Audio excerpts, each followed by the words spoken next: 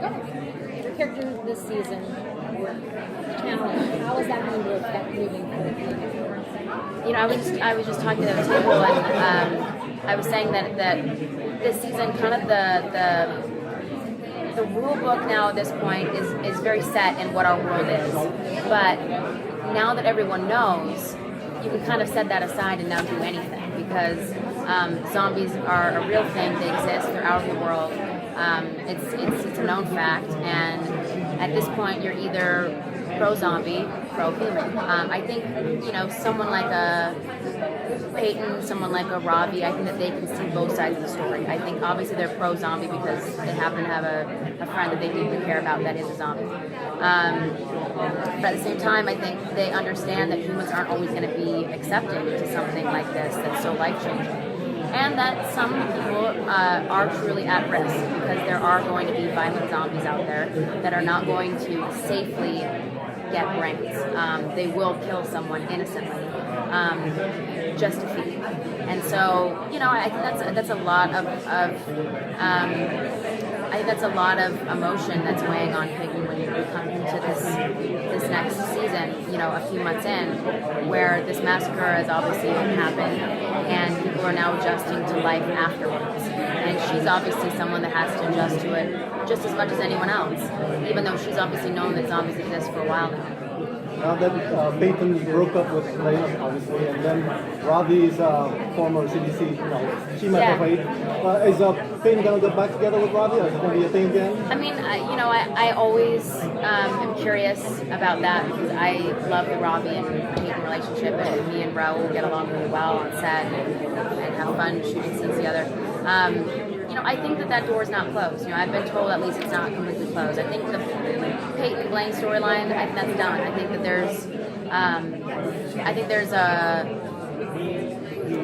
there's definitely a regret in Peyton for letting herself get that involved in Blaine.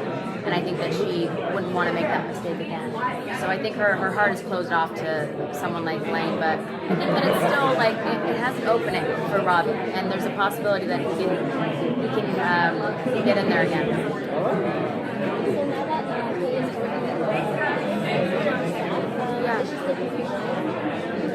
Yeah, I mean, I think that this new job has really heightened her situation when it comes to the kind of power and the kind of information she's going to be getting, because of being his right-hand man, in a sense.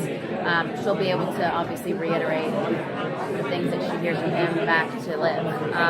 She's also going to be kind of balancing not only that job, but also working as a prosecutor, because so many people have fled Seattle to get out before the walls ended up coming up around the city, that no one's really left to deal with cases. So she's kind of now all of a sudden put up on the stand to actually figure out, okay, was this human zombie, murder actually like a legitimate crime, or was this a hate crime? And I think that it's really interesting because we're touching on a lot of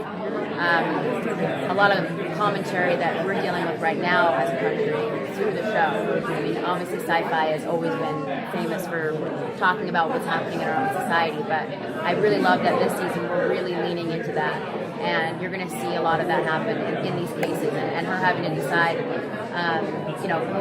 who's truly guilty. So Peyton's going to be instrumental in how this new Seattle, like the laws that new Seattle has? Or? I think that she'll be working with Barackis when it comes to some of the laws that are passed, but most of the time you're going to see her, as a prosecutor, which is crazy because, she was just an assistant DA at the very beginning of season 1. So she's obviously skipped quite a few steps, and I think she'll be thrown into that in a way that'll be very overwhelming for her. Yeah, and I mean, your family, with Major and with Liv, how is Peyton going to fit into that dynamic? Because they're her family and they're arguing. And totally. I think it'll be interesting. I think now that Major, is back to being a zombie and that's the life he wants to lead. She's now not only lost one friend to this, but two. And she's lost her second friend, Major, to a fanatical guy like Chase Graves, who has such strong opinions on zombie society. And so I think she'll be really torn between needing to defend the rights of the humans, but also feeling inclined to defend the rights of the zombies as well. She's kind of stuck in the middle. Yeah. Okay. Thank you. Thank you, guys.